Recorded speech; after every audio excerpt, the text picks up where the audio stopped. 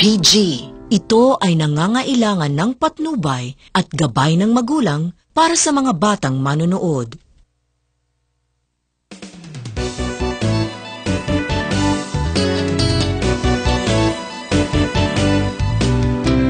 Ang programang patuloy na naninindigan sa katotohanan, katarungan at katwiran.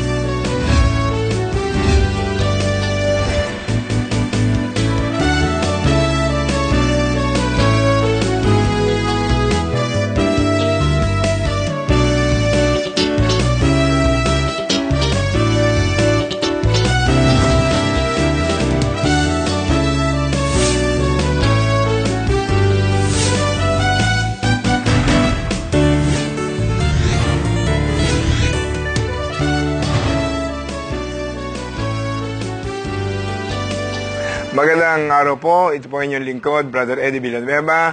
At ito po ang Diyos at Bayan na programa na patuloy na naninindigan sa katotohanan, katarungan at katwiran. Ako naman po ang inyong lingkod, Kata Inocencio. Sa kabila ng kaliwat ka ng ulat ng karahasan at pang-aabuso, marami pa rin sa ating mga kababayan ang nakikipagsapalaran sa ibang bansa. Pagkakataon daw nila ito para mamigyan ng maginhawang buhay ang kanilang pamilya dito sa Pilipinas. Pero sa halip na magandang buhay, minsan mapait na karanasan ang baon ng karamihan sa kanila pagbalik nila dito. Alamin po natin ngayong araw na ito ang mga kadahilanan kung bakit mas pinipili pa ng ating mga kababayan ang mga ibang bansa at ano ang mga programa ng ating pamahalaan para sila ay mapangalagaan. Panorin po natin ang ulat na ito. Tinatayang nasa mahigit 2 milyon ang bilang ng mga overseas Filipino workers o OFW sa iba't ibang panig ng mundo. Ayon ito sa tala ng National Statistics Office o NSO noong 2011. Kaya naman ganun na lang ang pag-aalala ng ilan nating mga kababayan ukol sa napapabalitang Sex for Flight scheme na di umano'y ginagawa ng Embahada ng Pilipinas at ilang labor officials sa mga OFW sa Middle East. Pinakamaganda nun yung mga iuupo nga ang ilaron na maging ambassador natin sa ibang bansa. Yung merong pagmamahal sa kapwa, lalo-lalo na sa mga babaeng pinadadala ron. Hindi naman ayos yun. Siyempre, ang gobyerno ng Pilipinas, ang gagawa nun? Paraan, para sila makabalik dito. Hindi man kailangan magbenta o ibenta. Bilang Pilipino, respeto. Sa embassy natin, siya nang dapat tumulong sa mga ganyan, di ba? Paano pangangailangan ng mga OFW. Siyempre, dapat tulungan nila yung mga yon. Siguro, gumagawa lang naman siguro yun dahil gipit sila sa pera. Wala na nga silang choice, ginaganon pa sila. Kumbaga, parang hindi naman tama yung ginagawa ng mga sa embahada. Samantala, ayon sa palasyo, kasalukuyan namang gumagawa ng investigasyon ang Department of Foreign Affairs at Department of Labor and Employment ukol sa nasabing issue. At ayaw raw nila itong pangunahan. Tiniyak rin ni Presidential Spokesperson Abigail Valte na pananagutin ng pamahalaan ang sinumang opisyal na mapapatunayang may sala. At susuportahan din daw nila ang mga naging biktima nito pagkatapos daw lumabas ang pinal na resulta ng investigasyon. Primarily, I understand that the Secretary has also asked the head of our posts in Hong Kong, in Malaysia and Singapore to return for consultations. If you notice, those are also the 3 countries apart from those in the Middle East na malaki po yung concentration ng mga Filipino OFWs natin doon. And he wants to put them on their toes, so to speak, to watch out for any reports in their areas. Nagkaroon nga kami ng konsultasyon kasama yung mga heads of post, yung ating mga ambassadors doon sa South Africa during the weekend, At primarily itong consultation ay isang fact-finding exercise para makalap ng DFA yung mga impormasyon tungkol dito sa mga aligasyon at ito ay gagamitin for further investigation at mabigyan ng kasaguhan yung mga biktima. Overseas Filipino workers, tinuturing na bagong bayani ng ating bayan. Pero ang tanong, tinatrato nga kaya silang mga bayani? Paano nga ba masisiguro ang kaligtasan ng milyon-milyon nating mga kababayang naghahanap buhay sa ibang bansa? Ano nga ba ang mga susunod na hakbangin ng gobyerno upang malabanan ang di umano'y Sex for Flight scheme na ito? Patuloy na tumutok dito lamang sa programang naninindigan sa katotohanan, katarungan at katwiran, Diyos at Bayan.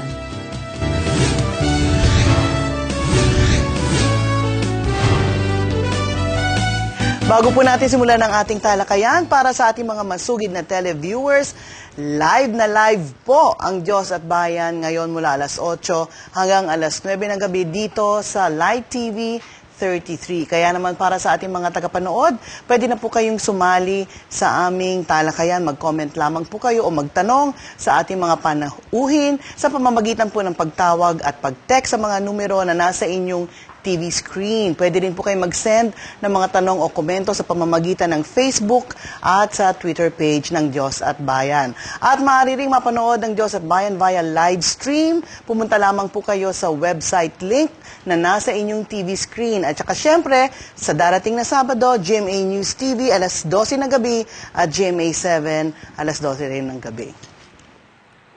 Brother Eddie? Tayo po ay tutungo na sa pagpapakilala sa ating mga panauhin, sa ating resource person, sa paksang tatalakayin po natin ngayong oras na ito, proteksyon sa mga OFWs, pagtibayin. Makakasama po natin ang dalawang masasabi po natin ginagalang otoridad sa ating pag-uusapan. Una po ay the highly esteemed and highly respected former Associate Justice, Sandigan Bayan, and member of Judicial Bar Council, Dean College of Law, Philippine Christian University. Walang iba po kundi si retired Justice Raul Victorino. Magandang araw po, Justice Victorino. Magandang gabi po, Brother Eddie. Nasa kaliwa po ni Justice Raul Victorino ay isa pong consistent, progressive-minded na tagapagtanggol talaga ng ating mga migrante. Siya po'y kilala sa ating bansa at sa ibang bansa, ang chairman ng Migrante International, si Ms. Connie Bragas Regalado. Magandang gabi po at lalo na doon sa ating mga televiewers, no, na talagang sumusubaybay dito sa Diyos at Bayan. Maraming salamat sa inyo pong pagdalo. Sinubukan din po nating imbitahan ang Department of Labor at saka ang Department of Foreign Affairs. Unfortunately, wala silang maipadalang kinatawan para sa diskusyong ito. Pero Brother Eddie, sa palagay ko, sa pamamagitan ng ating mga distinguished guests at sa mga tawag ng ating mga televiewers, ay malalim-lalim at mahaba-habang usapan ang mangyayari ngayong gabing ito. Well, siguro, meron kasabihang ladies first. So, ating tatanungin si kasamang Connie. Matagal na natin siya naging guest, di ba? At many years ago, ay noong pa'y sinisimula na ang pagkikibaka para sa katarungan para sa mga OFWs. Connie, dito sa ating topic nito, itong mga napalathala ngayon, yung Sex for Flight scheme, anong masasabi mo rito bilang isang veteranang nagtatanggol sa mga OFWs sa ating bansa? Actually, yung issue ng Sex for Flight ay iniresulta yan ng isang malaking problema ng ating mga kababayan sa labas ng bansa. Kasi in the past several years, first in 1998, ni-raise namin yan sa DFA, sa DOLE, na may nagaganap nga na binubugaw, no, yung ating mga kababayan, those women na na-house sa mga shelter ng ating mga Philippine embassies.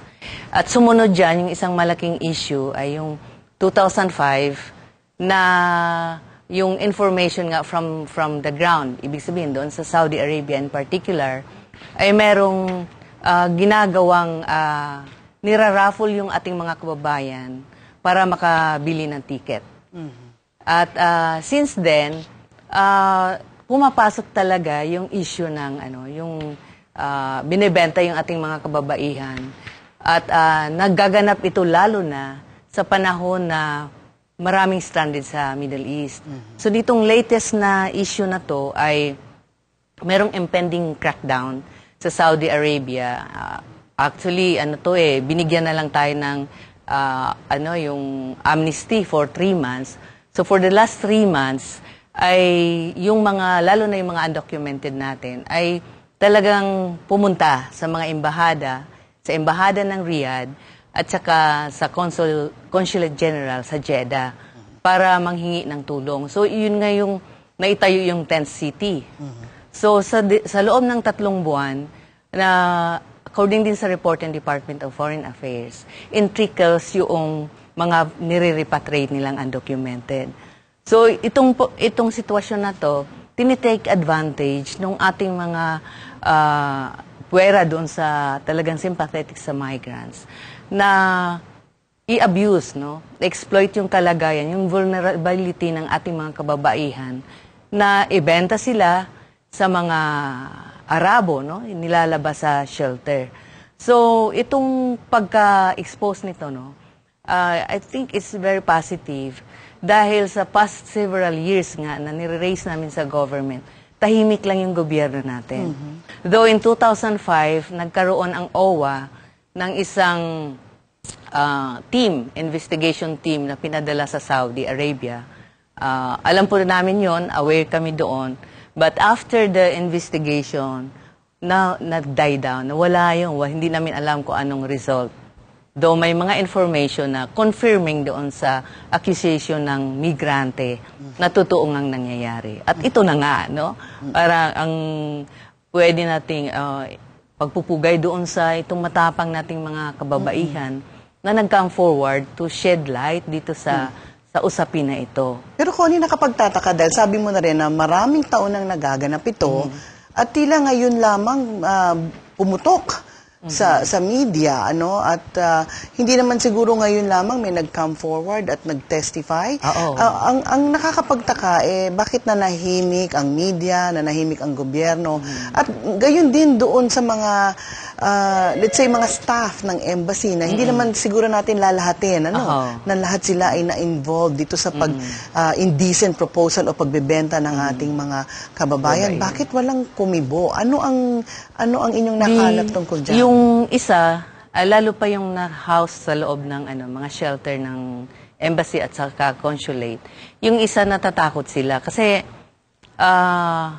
yung kung magsumbong sila, ang feeling nila, yung isa pa nga naming victim in 2007, ang binabanggit niya, baka ako'y yung endanger yung buhay ko, lalo pag umuwi ako, na ito yung ako mahirap, yung ganon, baka hindi na ako makauwing buhay, yung ganon. So, nandoon yung lahat ng takot, lalo pat yung mga nangyari sa kanya ay nangyari within the embassy, within the consulate general office. Kaya, yung wala kang pwedeng takbuhan. Do marami kang kasama doon, kailan lahat ng yun ay mga victims yun. So kung pananahimik yan, in the past talaga, we've been accusing the Philippine government of whitewash sa mga issues, lalo pa kung merong nag-come forward. At ang isang maganda na sanang kaso in 2007 under ang secretary ay si Secretary Roque. Nangyari yun nung administrator pa siya ng OWA. May isang welfare officer, I can mention the name kasi nga nasa news ito, si Welfare Officer Ed Esguera, na yung biniktima niyang takas na taga Negros na hinandel namin. Ang nabanggit noon ni Secretary Roque ay na-recall para filean ng administrative case. Pero hindi na namin alam kung talaga bang natanggal yun sa trabaho. Though may binabanggit nag-awol, may binabanggit na nag-resign. So yung ibig sabihin, yung decisively sana, gawin ng gobyerno yung kanyang responsibility. Yung accountability niya dapat sagutin. Kasi kung nangyari yan, kasi ang inaakusahan ngayon, mga rank and file, labor attaché, yung welfare officer, paano ka as ambassador, as a consulate general, yung command responsibility, na sa sarili mong bakuran ay hindi mo alam yon. At hindi kami naniniwalang hindi niya alam, no? Hindi alam ng ating mga ambassador. Siguro, matanong natin ang ating butihing Justice Victorino, sa inyo pong accumulated experiences bilang isang ginagalang na former justice, kasi itong problema na ito, napakatagal na nito eh. Kung maalala ninyo, naibulgar ko na ito nung panahon ni President Cory. Nag-crusade ako sa Singapore. Pagkatapos, nagmundan ako sa Lucky Plaza, nakisalumuha ako sa mga OFWs. O, kumusta kayo rito? Mabuti naman. Naglalaro sila ng baraha, iba minom ng alak. Kumusta ang treatment sa inyo ng inyong mga employers? Bigla akong nag-breakdown sila, nag-broke down, nag-iyakan. Tapos, ba't ka ako, sinabi nila sa akin yung mga injustices. Ba't hindi kayo magsumbong sa Philippine Embassy? Extension yan ng Republic of the Philippines. Naku, useless ho, Brother Eddie. Sa gabi ho, ginawa na ho namin yan. Sa gabi, binibenta kami as prostitutes. Binigay pa nila yung isang pangalan sa akin, George ang pangalan, sa Philippine Embassy ng Singapore, noong panahon na yan. At binulgar ko rito sa programa na ito Pero mukhang ang gobyerno natin noong panahon na yon, walang passion no? Tapos 3 years ago, front page sa Inquirer, naitakas namin yung 8 na OFWs ginawang sex slave sa Kuta Kinabalu sa Malaysia. At front page yan. Ngayon ay pending pa ang kaso dito sa Quezon City. Ano ang talagang solusyon halimbawa meron ako isang experience na ihahabol ko lang, baka makalimutan ko. Siguro mga 2 years ago, pabalik na ako sa Pilipinas from Taiwan. Andun na kami sa airport. Biglang may tumawag sa akin, Brother Eddie, baka may magawa ka rito? Iyak na iyak ko yung isang OFW, kababayan natin. Bakit? Ano nangyari? 3 buwan pa lang ako rito Bigla akong dinala rito ng aking amo At pinauwi agad akong bigla. Baka naman tatamad-tamad ka, hindi ho. Kung magtrabaho ako talaga, masipag ho ako ng gusto. Sinanla ho kasi namin yung aming bahay at lupa sa Isabela. Hindi na ho, wala nang paraan para ilaban ho. Nandun sa airport Pagdating ho sa loob ng aeroplano, may 2 pa siyang kasama, ganun din, 3 months. Ano ho ang tamang dapat gawin? At ito ho, parang vicious cycle na lang itong problema na ito Talaga pong, Brother Eddie, napakalungkot ng mga nangyayari sa ating mga migrant workers. Mga kababaihan na umaalis sa ating bansa dahil sa kahirapan. At nandoon sa ibang bansa, nakakalimutan ng kanyang sambahayan at talagang nagiging parang alipin na ng kanilang mga amo. Napakalungkot po niyan. Pero, Brother Eddie, bago po ako sumagot, maaari po bang magbigay ako ng mabuting balita? Sige po, please. Birthday po ngayon ni Sister Dore. Pwede po bang bumati sa kanya ng happy birthday? Okay. Salamat. Yun po ang mabuting balita. Kasi pagka tayo po laging seryoso, ay hindi maganda. Yun po sa ating pinag-uusapan ngayon, sa aking palagay, si Secretary Albert Del Rosario, who I know personally, because we were Rotarians. I consider him to be a model government official, a man of integrity, competence, industry, independence. Very good. Sa aking nababasa ay talagang kanyang nire-recall na ngayon yung mga officials sa Department of Foreign Affairs na involved dito. Sa aking palagay, para matigil ito, kinakailangan na ang mga migrant workers ay magkaroon ng moral courage to really report to the higher-ups, including and especially the Secretary of the Department, Secretary Del Rosario. And then, kung talagang mapatunayan sa investigasyon ng department na sila'y nagkasala, they can be charged both administratively and criminally sa ombudsman. Because in the performance of official duties and functions of all these government officials, even if they are abroad, especially when the acts, criminal acts are committed within the embassy, they can be charged sa Sandigan Bayan. by the ombudsman. They can be suspended, they can be criminally charged. Kung marami pong mga ganyan ang matcha-charge sa Sandigan Bayan, siguro titigil na yan. At itong ating mga kawawang mga kababaihan, mga migrant workers, ay magkakaroon na sila ng peace of mind, Mr. Kata. I have a follow-up question to that, Justice. Because yung mga naturo na may kagagawan daw, ay mga rank and file, meron ho bang liability ang ambassador or the higher ranking official dahil sa kanyang command responsibility, especially if this so-called crime against our own workers, against our own countrymen, ay naganap ho within the confines of the embassy. Imagine sa sarili ho niyang area of responsibility at mga tauhan niya, supposedly, ay naganap po yun.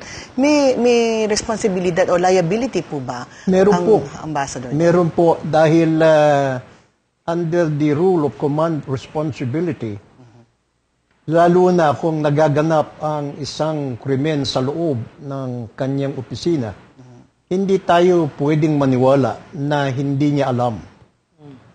So kung alam na ito, dereliction of duty.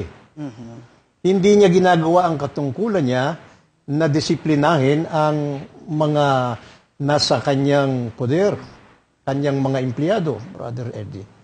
So it's a matter of really proving that the man or the official in charge really knows what is going on in the office, and we do not doubt that he knows. Ang isang problema po, Justice Connie, I think few years ago, nag-share ako sa New Life Church dito sa Alabang.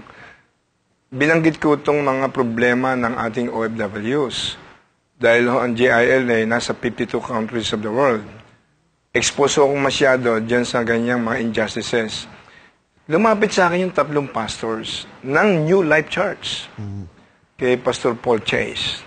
Sabi niya, Brother Eddie, yung sinishare mo na yan, totoong-totoo yan. Galing lang kami sa Saudi Arabia. At totoong-totoo na ginagawang prostitutes ang ating mga kababayan. 3 pastors. Ngayon, ilang beses ko nang binabanggit ko minsan sa ating programa, posible ho ba na ang Department of Foreign Affairs na siyang overall in charge ng mga officials and employees ng different Philippine embassies in different countries of the world na may mga nangyayaring ganito, ma-prosecute ng Department of Justice na pare-pareho silang mga cabinet members ng presidente. Ito ho ang isang parang elusive ang justice Pero bago po nyo ito sagutin, Mr. Justice, bigyan mo na po sa sanaling pagkakataon ng ilang mahalagang paalala. Magbabalik po agad ang No Holds Barred program ng Diyos at Bayan. Huwag po kayong aalis.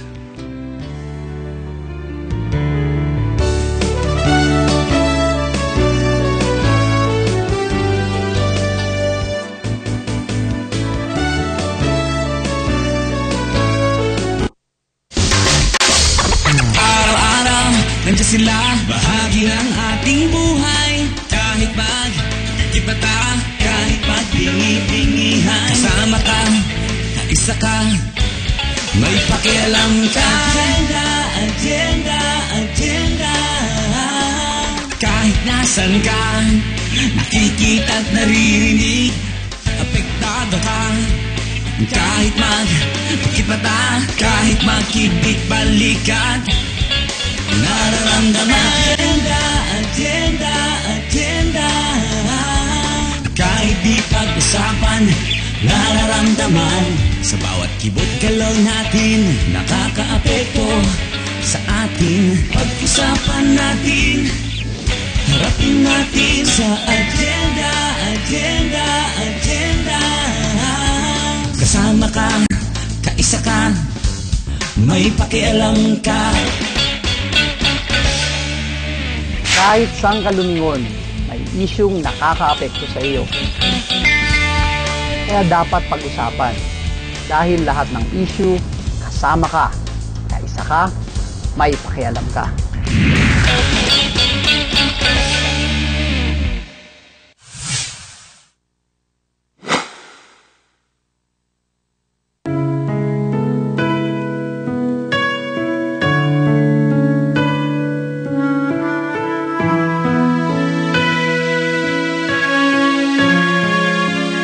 Lapit lang po sa Panginoong Jesus, makatatag po kayo ng kagaanan sa Kanya. Sino man ang nasa mabigat na kalagayan, iabot niyo po ang inyong kamay.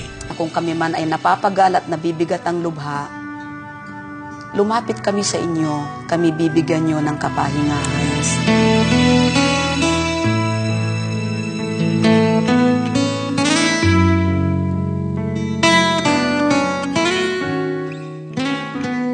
This week on Tim's. Tonight, we will highlight some of the country's most prominent gospel and inspirational songwriters. Dakila ka, O Diyos, tapat kang tila. To me, it's more like a gift that was given to me. Hindi siya, Yun eh. parang hindi galing sa akin. Mahal na mahal kita, Panginoon. This is my story. This is my song, praising my Savior all the day long. Tiyak na mabubusog kayo sa mga isi-share na Filipino recipes ng ating mga kaibigang chef. Sina Chef Rhea at JJ Sisip. Sarap, sulit, at Pinoy na Pinoy sa Sarap Pinoy. The band that will qualify to our next monthly finals is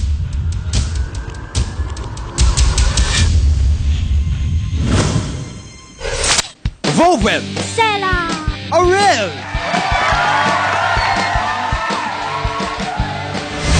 Narito na ang tatlong bandang maglalaban-laban sa ating third monthly finals. Ngayong Sabado, malalaman na natin kung sino sa Aurel, Sela at Woven ang makakasali at makakapasok sa inaabangang Ignite Gospel Music Festival Grand Finals. Abangan ang lahat ng yan ngayong Sabado, 7:30 ng gabi. Ignite Gospel Music Festival. Dito lang sa Live TV 33. Kaibigan mo.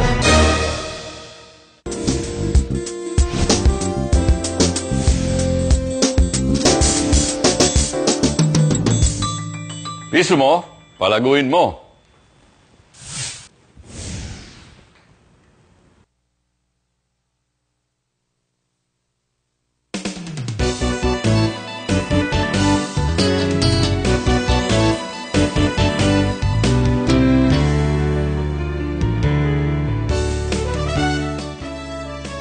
Nagbabalik po ang No Holds Barred program ng Diyos at Bayan sa paksang proteksyon sa mga OFWs, pagtibayin. May hanging question po tayo, Justice Victorino. Pero by the way ho, dumating ho sa ating kalagitnaan ang isa sa mga nakumbida ng ating program director, si Mr. Josepino Torres, ang Deputy Administrator po ng OWA, Overseas Workers Welfare Administration. Magandang araw po. Welcome po. Punta lang po tayo sa aking question kanina, Justice Victorino.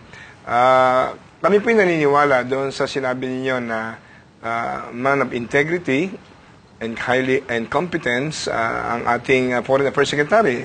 Sabi nga ni Connie kanina ay the fact na pinauwi niya ang ilang mga ambassadors o nagtanggal yata, whatever it is. Ang question ko kanina kasi ako exposed ako sa mga different embassies. Ang JIL ho, meron chapter sa 52 countries of the world as of this day. Kaya ho, marami ho akong narinig ng mga complaints, mga abuso ng rank and file kung minsan yung mga nasa itaas, Consul General, Ambassador, humihingi ng justice pero binabaliwala ho. Sabi nyo kanina, merong command responsibility ang mga superiors ng mga rank and file. Gaano ho kaposible na ma-prosecute halimbawa yung mga nasa ilalim ng halimbawa sa Office ng Secretary of Foreign Affairs kung na-under ho nila yung ilang mga officials sa different embassies, kung may abuso, ang magpo-prosecute ho ay Department of Justice na yung secretary ay ka-level ng secretary ng Foreign Affairs as cabinet members, marami nagsasabing namamayani pa rin yung spirit ng old boys club mentality. Ano pong masasabi nito ninyo, Mr. Justice Victorino? Yung pong mga nagaganap na krimen sa ating mga Department of Foreign Affairs ay hindi po Department of Justice ang magpo-prosecute nito. Kung sila po ay merong grade 27 and above, ang jurisdiction po ay nasa Office of the Ombudsman. Kay Madam Justice Ombudsman Conchita Carpio Morales. Doon po nila iimbestigahan yan kung may magpa-file ng kaso doon laban doon sa mga opisyalis ng Department of Foreign Affairs at kung makitang merong probable cause, ipa-file po nila sa Sandigan Bayan at kung ang Sandigan Bayan po ay makitang talagang merong probable cause na pinag-aralan noong mga justices, ay i-issue po ang warrant of arrest against the accused. So, wala po sa Department of Justice ang prosecution ng lahat ng mga kaso within the jurisdiction of this Sandigan Bayan through the Office of the Ombudsman as prosecuting arm of the government. Basta grade 27 po. Doon po tayo sa Ombudsman. Ano pa ibig sabihin ng grade 27? Yung pong mga department heads, yung mga, meron pong grado yan eh. Yung pong mga undersecretary, kasama na rin doon. Yung pong mga maliliit na mga tao, doon po sa Department of Justice yun. Ipapile doon sa Regional Trial Court, but kung magkaroon po ng conviction doon, ang appeal ay doon sa Sandigan Bayan. But the case will be prosecuted by the Department of Justice with the consent of the Ombudsman. Dahil po lahat ng kaso sa Sandigan Bayan ay ang merong jurisdiction to file ay ang Office of the Ombudsman. Yung pong labor attaché at saka consul general, saan po sila? 27 po yun. 27 po. 27 po yun. Kasama na rin ang ambassador. Lalo po yung ambassador. 27 and up. So kasama po dyan ang Presidente, Vice President, Senate President and all the senators, Speaker of the House and all members of the House, yung mga ambassadors, yung mga department heads, cabinet members, may mga grade 27 po yan and higher. Magandang balita yan dahil at least malaki ang pag-asa magkaroon ng hustisya yung ating mga kababayan at lumakas ang kanilang loob. Lalo na sa ombudsman ho, ang pananaw ho ng sambayan ang ombudsman ay talagang no-nonsense ang leadership ngayon ng ombudsman. Di ba? Do you confirm na ang bagong ombudsman po natin? Ay, naku, ano po yan, no-nonsense justice yan. Kaya? Meron pong conviction yan. At merong moral courage and independence of mind. Magandang balita ito. Kaya ako nasabi yan, magandang balita. Just last Thursday ho, yun hong coalition ng mga Pilipino IT experts sa pangunguna ng AES Watch, yung Automated Election Systems Watch, at saka yung Philippine Computer Society, mga IT experts po ito from UP Ateneo Lasal. Nag-file po sila ng multi-graph cases against this international Smartmatic technology company and Comelec. Last week lang ho, sa Ombudsman. Kaya ho ang sambayan ng Pilipino ay panurin po natin kung ano mangyayari dito sa dalawang malaking kasong ito. At kailangan kasi ang public opinion. Napakaganda at ako'y natutuwa ho dahil mismong kay Justice Raul Victorino, paniniwala ko rin ho, ang ating ombudsman ay talagang untarnished ang integrity, katulad ng Foreign Affairs Secretary de Rosario. Sana nga ho makarating sa ombudsman Brother ang case. Yung pong mga independent commissions like the Commission on Elections ay sila po ay mariremove by impeachment. Katulad ng Chief Justice and Associate Justices of the Supreme Court.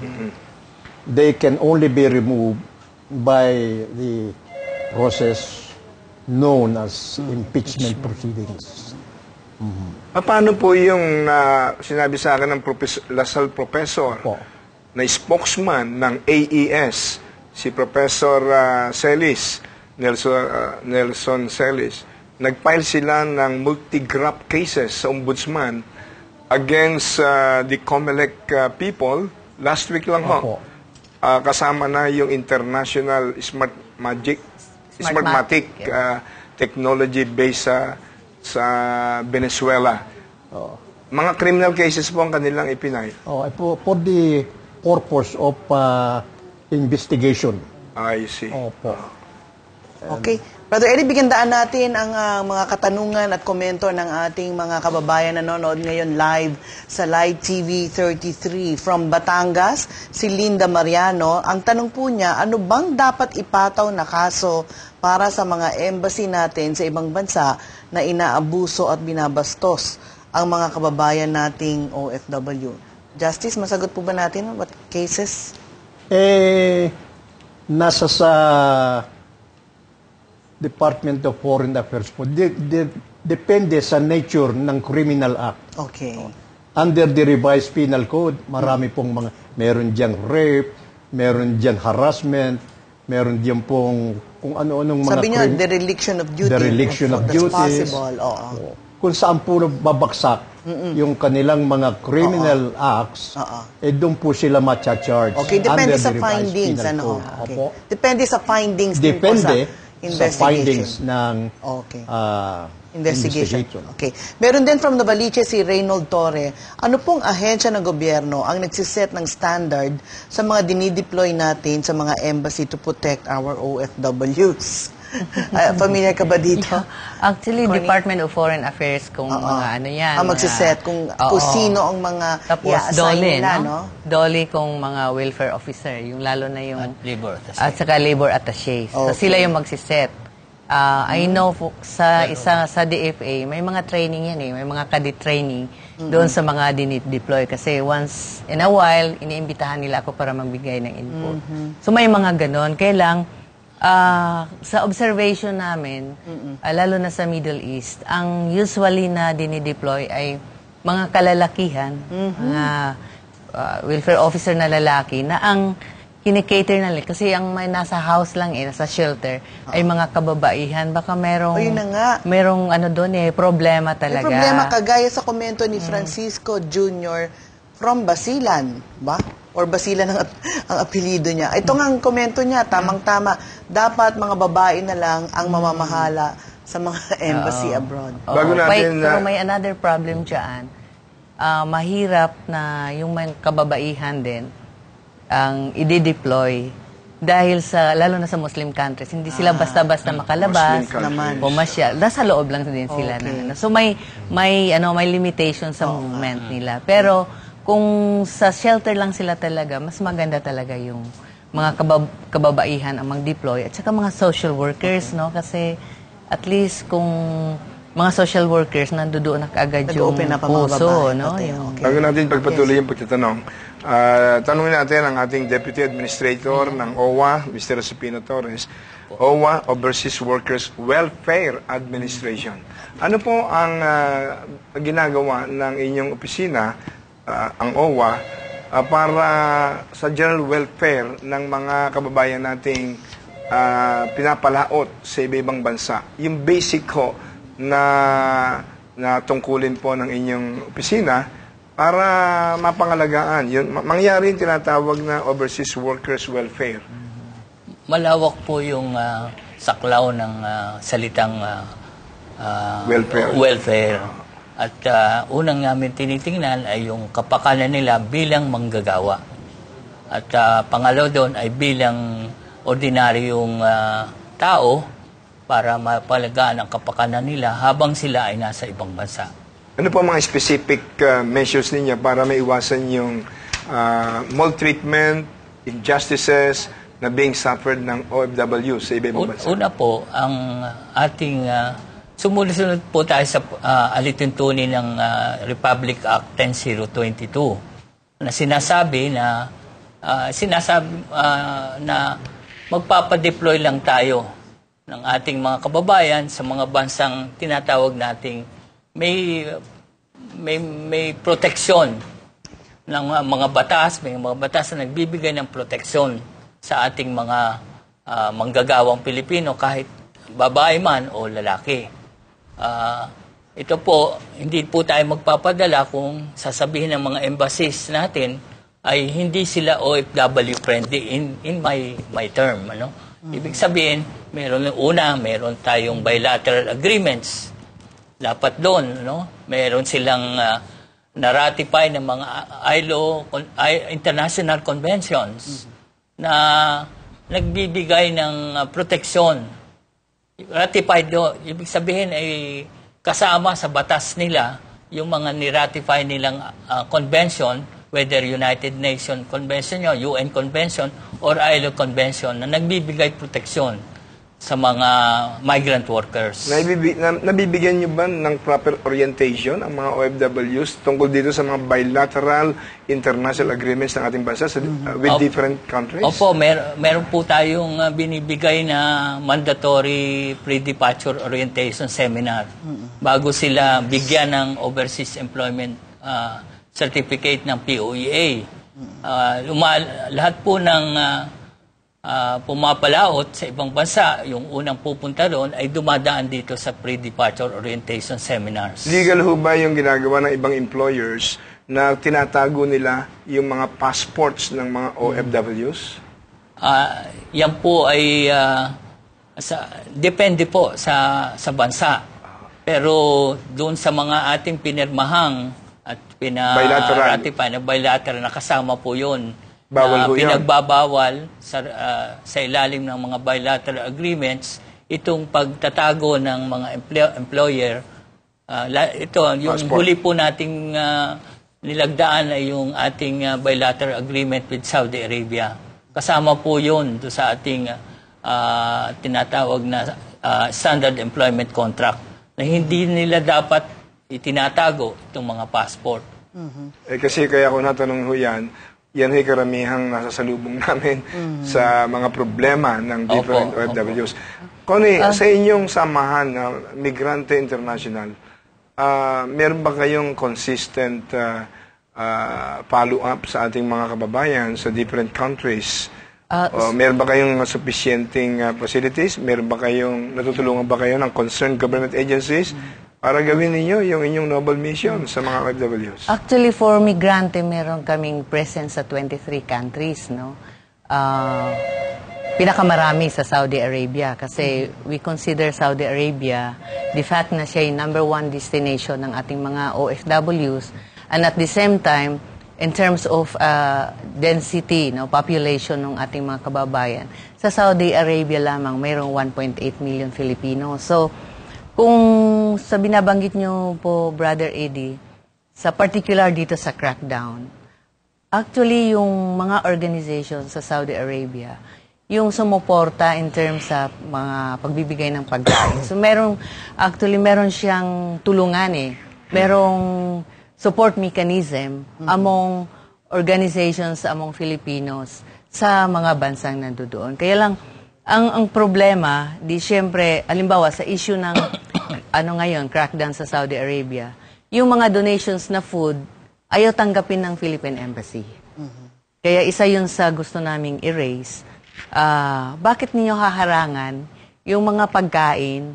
No? Kasi sa totoo lang naman, ang reklamo ng mga kababayan natin nasa tent city at saka mga bahay kalinga, ang sinasabi nila kulang na kulang sa pagkain. So ang naging problema dito, bakit kailangang harangan? Nandiyan na nga yung tulong, nandiyan na yung bayanihan ng ating mga Pilipino, yung paano sila nagsikap na mabigyan ng tulong yung ating kababayan. And yet, the Philippine Embassy is hesitant to accept. Ano ang dahilan nila? Ano ang kanilang rationality? Walang dahilan, basta ayaw lang. Hinaharangan sa gate, no? Huwag papasukin dito yung mga pagkain. Nabalita yan na few weeks ago eh. Hindi ko maintindihan kung anong logic dyan eh. Sige. Yeah. Going back doon, gusto ko lang mag-comment doon sa binabanggit na nga, ang government should not deploy workers to countries where there are no existing bilateral agreement, walang labor protection mechanism. Sa monitoring namin, sa report, even sa Department of Foreign Affairs, not one na mayroong malinaw na bilateral agreement. Most of the time is trade relations in exchange ng pagpasok ng mga workers.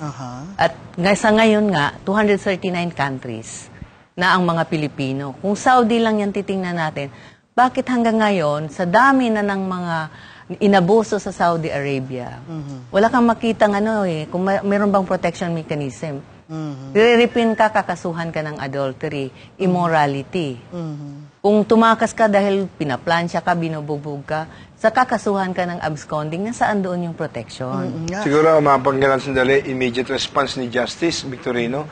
Kasi yung sinasabi ho ni Connie na yun, talaga hong rampant sa different countries. Dahil ako ho madalas ako sa different countries Ano ho ang solusyon doon? Bakit gano'n ang attitude ng ilang mga Philippine embassies natin? Siguro po, Brother Eddie, tawagan natin ng pansin si Secretary Albert Del Rosario. Magkaroon ng overhaul ang buong department para mabagong lahat ang kanilang mga programa. Maganda ho nabanggit niyo yan dahil ito nga may tanong si Agnes Bernabe ng Taguig. Ano po bang mga programa ang pinatutupad ng ating gobyerno bilang proteksyon sa ating mga OFW? And from Navotas, kay Den Mijares, sabi niya, matagal ng problema ang kulang na batas para sa mga OFW. Bakit hindi ito maresolba sa dami-dami ng pinapasweldo nating mga mambabata? Siguro magre-react ng ating panel of guests sa pagbabalik po ng Diyos at Bayan. Makalipas lamang po ang ilang mga paalala. Huwag po kayong alis at patuloy po kayong tumawag at makisali sa ating talakayan.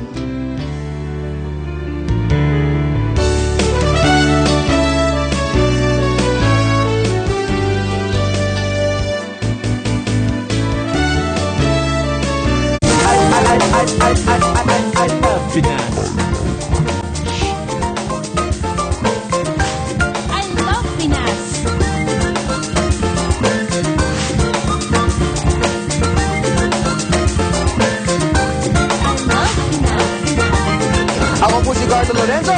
Mabuhay! I love Pinas.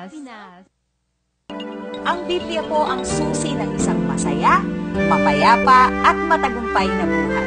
Ang Biblia ay tinaguri ang love letter ng ating Panginoon. Nadinig ko po na sa silong ng langit ang inyong pangalan lamang ang tanging kaparaanan upang ako ay maligtas. Light up for Jesus!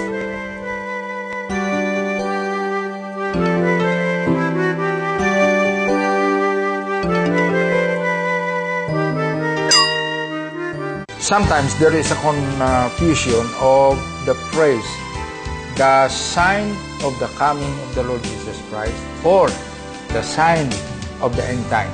Kasi sabi sa Bible, maraming signs sa heaven at saka signs sa earth. And it's happening now.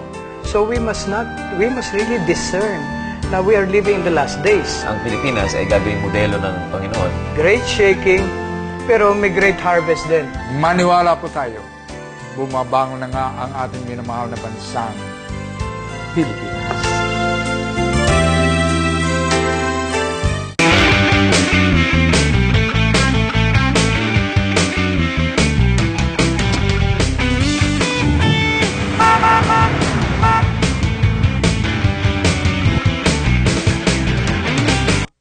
Ayoko na ng ganitong buhay. Hindi ko kayang magpatawad. Talaga kapag binago ni Lord, gusto ko nang magbago. Ginawa ko naman lahat Hirap na ako sa sakit na ito. Magiging faithful na ako. Ang sarap maglingkod kay Lord. Lahat daw ng bawal masarap gawin. Nais ko na makawala sa ganitong sitwasyon. Ayoko na! Nagbabasa na ako ng Bible. Gusto ko nang mamatay! Sino bang dapat lapitan ko?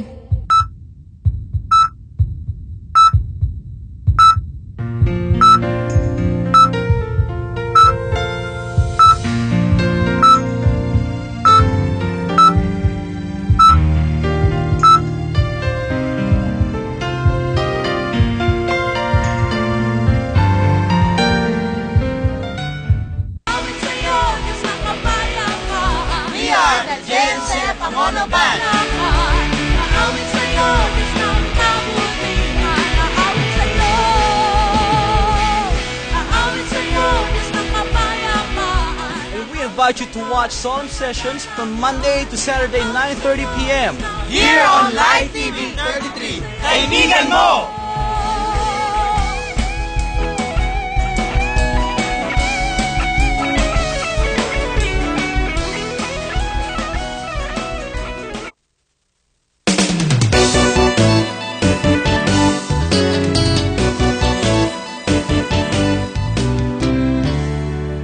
Nagbabalik po ang Diyos at Bayan sa ating paksang proteksyon sa mga OFWs, pagtibayin. Maraming salamat doon sa mga tumatawag at nagbibigay ng kanilang mga komento at mga katanungan dahil live po tayo ngayon sa Live TV 33. Bigyan daan natin ang komento ni Professor Angela Villanueva. Sabi niya, how can you expect other countries to respect us kung mismong sarili nating kababayan at pinuno ang mga nambabastos?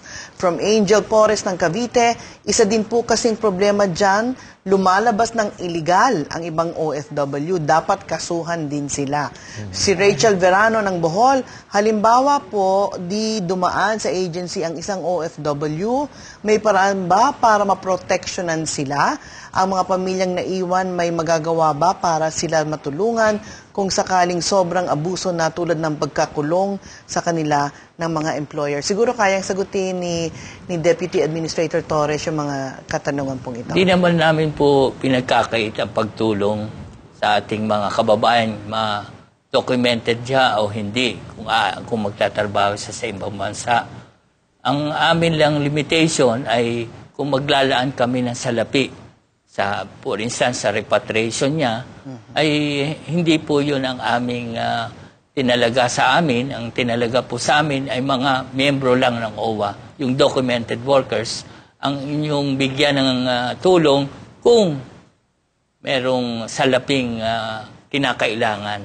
Pero kung tutulungan sila, haharapin ang mga kaso nila doon sa mga proper competent authorities sa ibang bansa, ay kami po ay handang tumulong. Pero sa mga nakaraan ho, to repatriate, dahil delikado yung buhay nila, ginagastusan po ng OWA, hindi po ba kahit hindi po documented? Ganito po ang aming working relationship ng DFA. Pag ganyan po, tutulungan namin na kompletohin yung mga requirements nila. Halimbawa, for instance, ay merong kailangang clearance sa kanilang employer kahit hindi sila documented, gagawin po namin yun. Kasi yun po ay requirement para mabigyan naman ng exit visa. Ngayon, kung may hinaharap silang asunto, katulad ng sinabi ng kasama nating si Connie, ay meron silang, halimbawa, yun nga, sorry ha, kung halimbawa rape victim siya, at may kaso po yun doon sa, sa ating mga karelasyon dito sa versus employment, ating ipagtatanggol siya. Pero kung magre-repatriate po, kakausapin natin ang DFA. O una muna po sa batas, kung meron talaga siyang dito, agency dito, una po yun. Yun ang sinasabi po ng batas. Kung meron yung sa kanilang bayan, bansa, ay merong pananagutan ang employer para i-repatriate siya, pupuntahan po natin yung employer. At sasabihin natin, oy, katungkulan mo ang gumastos dito. Ngayon, kung may agency siya, meron tayong proseso dyan. At sasabihin po ng ating welfare officer, kailangan iuwi ito. E di hanapin natin ang agency dito, sasabihin ng POA, o sige, pumayag ang agency dito na iuwi siya, gastusan yung kanyang ticket, di ayos na yun. Pero kung hindi, bibigyan siya ng 48 hours. Paano yung mga undocumented, sir? Sabi nila, I'm sure may na-violate silang batas doon sa bansang pinuntahan nila. May na-violate ba silang batas sa atin? At kagaya ng suggestion, siguro dapat kasuhan na rin yung mga yan para magtanda. Yung mga illegal. Hindi naman illegal po, na nangingibang hindi naman po krimen dito sa ating bansa ang maging undocumented. Okay. Kaya wala pong karampatang parusa yon. Ang aking tanong pag merong ganung mga problema kababayan natin, napilitang mga ibang bansa dahil walang makitang trabaho sa Pilipinas. Napilitan silang siguro yung underground way makakita ng trabaho for the survival ng kanilang pamilya. Hindi ba merong moral obligation ng ating gobyerno na tumulong sa kanila? Yan po ang gusto kong puntahan ngayon. Meron po tayong tinatawag na one country approach sa ibang bansa. Kaya yun nga po ang sinasabi kong hatian ng aming responsibility. Ngayon, nakatulungan na natin yung OFW na sabihin natin undocumented, na ayusin lahat ang kanyang kumbaga sitwasyon dun sa bansang yon at ready na siya to be repatriated. Tatawagan po natin ang ating katabi lang natin yun yung DFA, yung Assistance to National Unit. At sila po ang mag-aasikaso doon. So, yung Philippine Embassy sa ganong bansa, meron silang duty na sikasuhin yun. Kasi kaya ako naisip ito, Mr. Torres, ako yung mga matataas nating pinuno, no? Ang dami-daming mga perks, ang dami-daming pork barrel, halos lahat ng mga namumuno sa ating bansa, yung mga Pilipino na kailangan tulong. Bakit kinakailangan tipirin? Ako tanong ko lang, bakit maraming OFWs? Mukhang hindi na dumadaan sa OWA o POEA. Dumidirekta na sa mga trabaho. Actually, kung sa statistics, mas marami pa rin yung dumadaan sa POEA. Kung sa case ng Saudi Arabia, lahat ng yan ay mga documented. Naging undocumented sila dahil nagka-problema sa mga amo nila.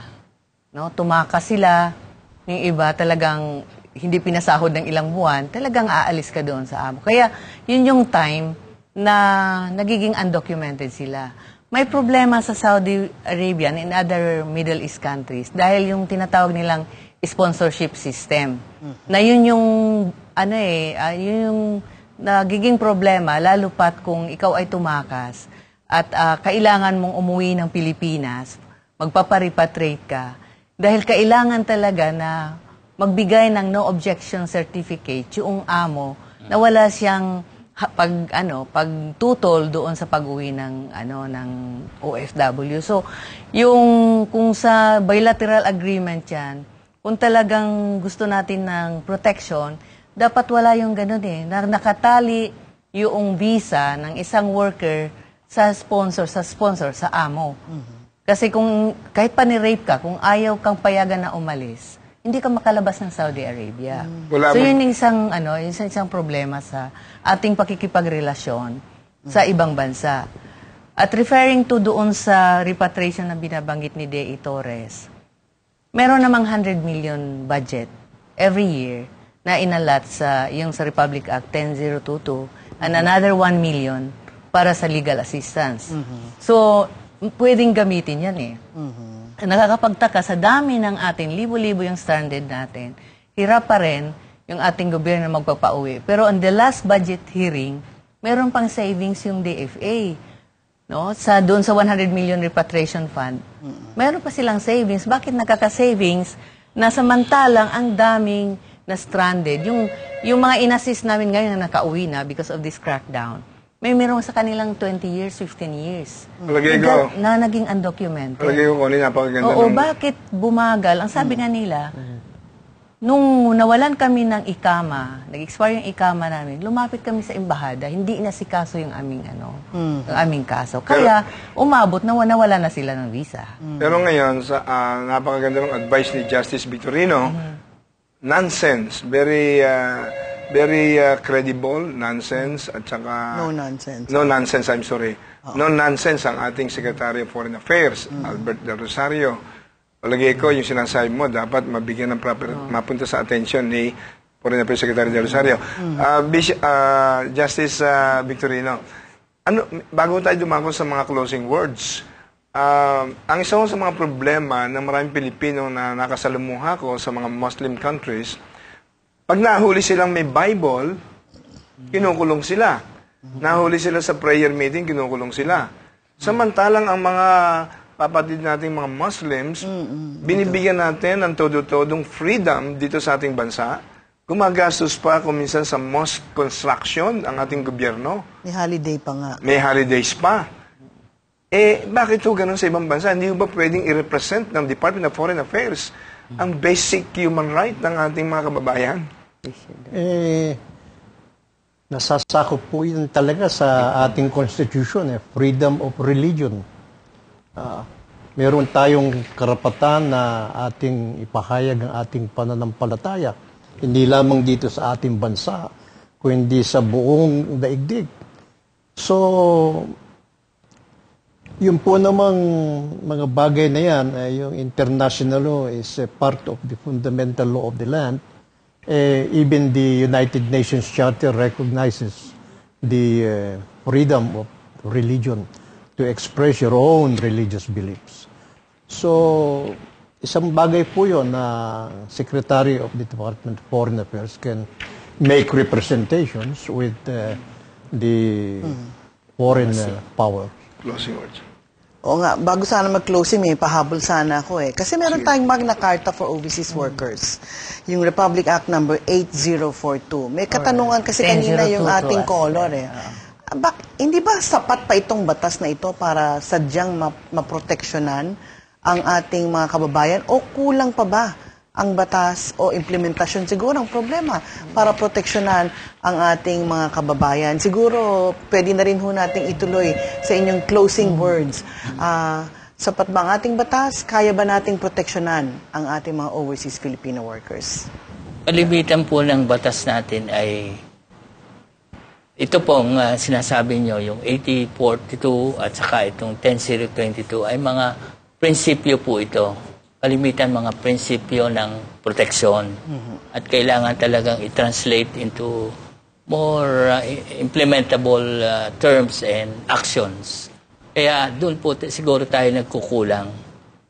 Marami tayong batas, marami tayong na-ratify na ILO Convention, pati yung UN Convention on the Rights of Migrants and Families, na-ratify na rin po natin yan. Dahil gusto nating makita ng ibang bansa na tayo nag-ratify nito, i-ratify naman nila din.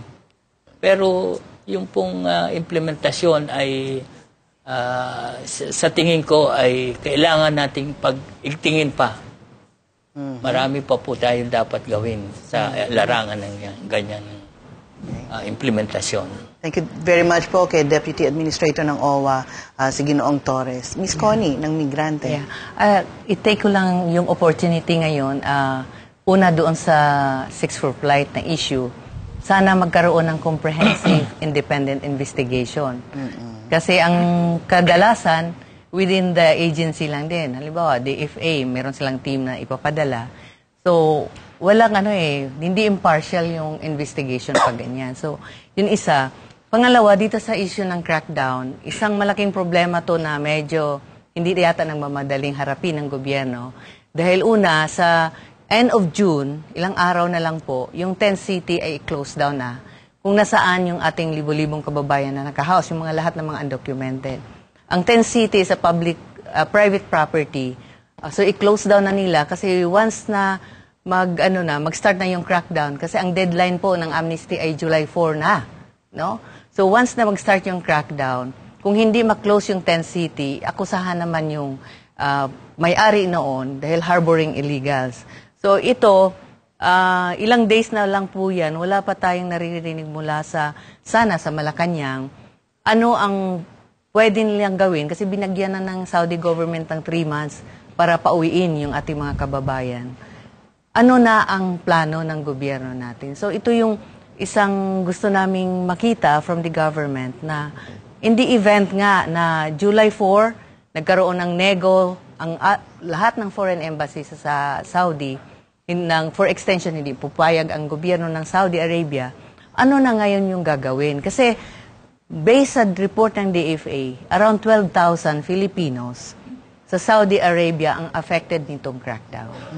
At pangatlo po, panawagan po sa pamilya at sa mga OFWs na nandyan ngayon sa Tent City at sa Riyadh na umugnay po sa Migrante International. Handa po kami mag-assist sa repatriation. Meron na kaming over 1,000 na nag-ulat sa amin na gusto nila mag-repatriate para magkatulungan po, no? Yung process at saka yung pagtiyak kasi may mga chapters naman tayo doon. Sana yung Jesus is Lord movement makatulong din doon na paano natin ma-ensure na hindi humantong, no? Kasi nabalitaan natin yung Indonesian workers, no, na sinunong nila yung konsulado. Ayaw nating umabot sa ganon. Kailangan talaga sa ngayon kagyat na harapin na ng gobyerno. Though it's too late, but siguro meron pang ilang araw tayo bago mag-deadline, yung July 4. Oh, it's never too late. Kung makikipagtulungan sa iyo ang mga JIL Churches Movement. Maraming salamat po. Sa different countries. Bigay ko na lang po yung hotline, 0921-270-9079 or 0932-704-3274. Huling pananalita po ng ating ginagalang na jurist, Justice Raul Victorino.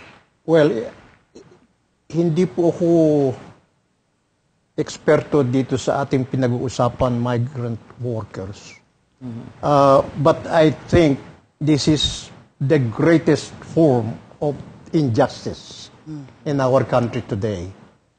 Yung dahil sa poverty, kahirapan na dito sa ating bansa, lalabing 1 bilyonaryo, pero lahat tayo mahihirap. Kaya yan ang injustice na nakikita ko. Ang pag-uusapan po yata dito kanina ay yung democracy and justice. Kaya, Brother Eddie, ang binasa ko po ay yung kay Chief Justice Puno na The Historical Philosophy of the Constitution. At saka yung kay Father Bernas na Constitution.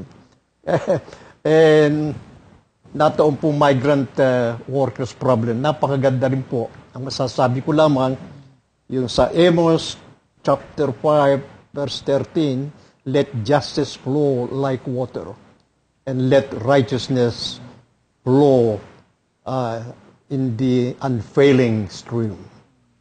Well, maraming salamat po, Justice Raul Victorino. Yun po kasing mga kasama ninyong nakumbida na ilang mga retired justices, hindi ho naging available. Kaya ho nagbago ng topic. Dalawa ho kasi ang itape sana. Ito na ho live ho. Pero anyway ho, tsak ho yun ay matutuloy ho one of these days. Maraming salamat kay Deputy Administrator ng OWA, Mr. Supino Torres, kay Miss Connie Braga Salgalado, ang ating Chairman International ng Migrante, and of course, sa highly esteemed, highly respected Justice ng ating bansa, Retired Justice Raul Victorino. At nais ko lang pong susugan yung sinabi po ni Justice Victorino, let justice flow. Naalala ko po yung Psalm 89 verse 14, ang sabi po roon, justice and righteousness are the foundations of God's throne. God's throne means seat of power. Ang government po ang seat of power. Kaya justice and righteousness must be the foundations of every government. Kaya ho, samantalahin po natin sa mga pamipamilya po ng OFWs, payuhan po ninyo yung mga pamipamilya sa ibang bansa. Napakaganda po ng mga narinig natin paliwanag ng ating mga resource persons at maging ang advice po ni Justice Raul Victorino. No nonsense po ang ating kasalukuyang Secretary of Foreign Affairs, si Secretary Alberto Del Rosario. At no nonsense din po ang ating Pangulong Pinoy. I still believe in his what they call daang matuwid na pamamahala. Kaya ho, mag-complain po tayo. At masubukan po natin ang kanilang katapatan. At naniniwala po kung may mangyayaring katarungan sa mga biktima ng injustisya. At wag po natin kakalimutan ipanalangin na yung economic growth po ng ating bansa ay maging inclusive. Hindi exclusive for the few. Inclusive. Ibig sabihin po, disambayan ng Pilipino makaranas ng economic growth. At sa tulong po ng Diyos, pagmamahal sa Diyos at pagmamahal sa bayan, Palagay ko po darating din ang bukang liwayway sa minamahal nating bansa. Ito po ang inyong banglingkod, si Brother Eddie Villanueva, nagsasabing, God bless you all and God bless the Philippines. Ako naman po ang inyong lingkod, Katay Inosensyo, nagsasabing sa lahat ng bagay, dapat talaga unahin natin ang Diyos at nang bumangon ang ating bayan. God bless you more.